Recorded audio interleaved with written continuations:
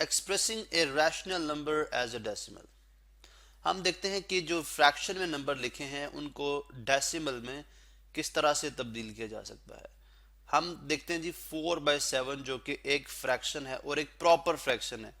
Proper क्यों है? हर वो फ्रैक्शन जिसमें न्यूमरेटर जो है वो स्मॉलर होगा और जो डिनोमिनेटर है वो बिगर होगा, तो वो कहलाएगी एक प्रॉपर फ्रैक्शन।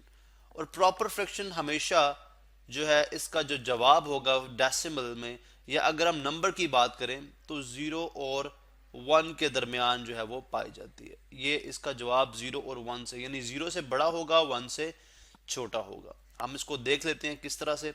जैसे 4 इनसाइड आ गया, 4 यहाँ पे इनसाइड आ गया।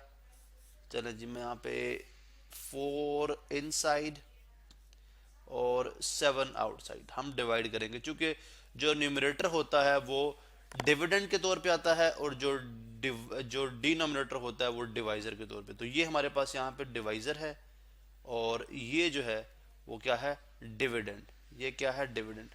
अब यूनिट, ये भी यूनिट है, 4 यूनिट है और 7 भी यूनिट है, लेकिन हम देखते हैं कि 4 जो है वो स्मॉलर है 7 से, यानी डिविडेंड जो है वो डिवाइजर से छोटा है। तो इसका मतलब है यूनिट, 7 यूनिट को 4 यूनिट्स के से डिवाइड करना मुश्किल है।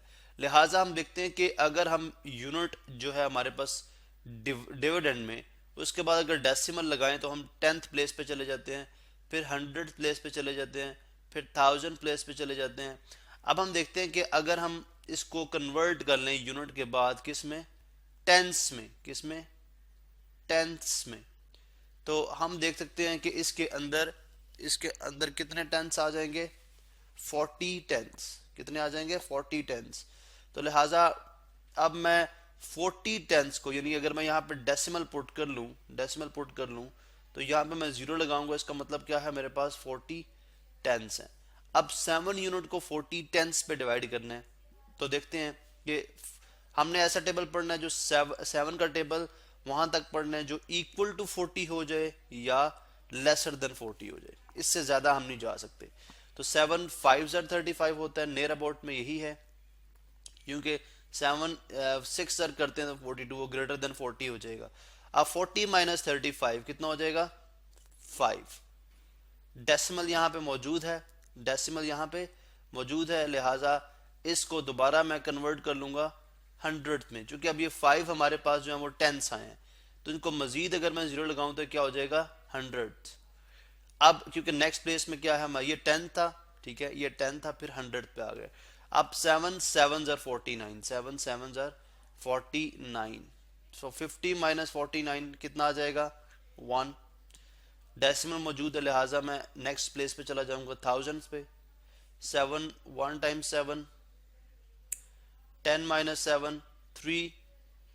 डेसिमल मौजूद है 1000 पे, 10,000 पे, यानी यहाँ पे मजीद मैं 0 लगाऊंगा। 7, थोड़ा सा मैं इसको ड्रैग डाउन करूंगा, 7 थोड़ा सा और 7 आ गया। 7 4 28, 7 4 28, 30 माइनस 28 2, फिर 0। अब आपको प्लेसेस समझ आ रही हैं। 7 2 14, 7 2 14, यहाँ पे 14 पुट कर दिया मैंने। 20 माइनस 14 6, डेसिमल मौजूद है, 0 पुट करेंगे। 7 8 56, 8 56, और 60 माइनस 56 करें तो अगेन 4। अब देखें दोबारा से वो रिपीट होगा, तो लिहाजा 0.571428571428 और ये इसी तरह से चलता रहेगा। तो लिहाजा हम इसको यूं लिख सकते हैं 0.571428, यहां से लेके यहां तक हम डॉट लगा देते हैं, ठीक है, मीन कि ये रिपीटेड है।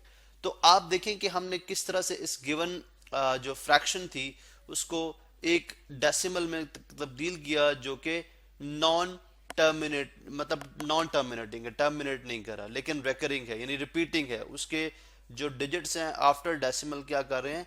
रिपीट कर रहे हैं। तो इस तरह से हम जो है वो फ्रैक्शन को डेसिमल में तब्दील करते हैं, ठीक है। लेकिन मैंने जैसे पहले बात की कि इसका जवाब 0 और 1 के दरमियान होगा, तो आप देख सकते हैं कि ये नंबर ग्रेटर देन 0 है लेकिन लेसर देन 1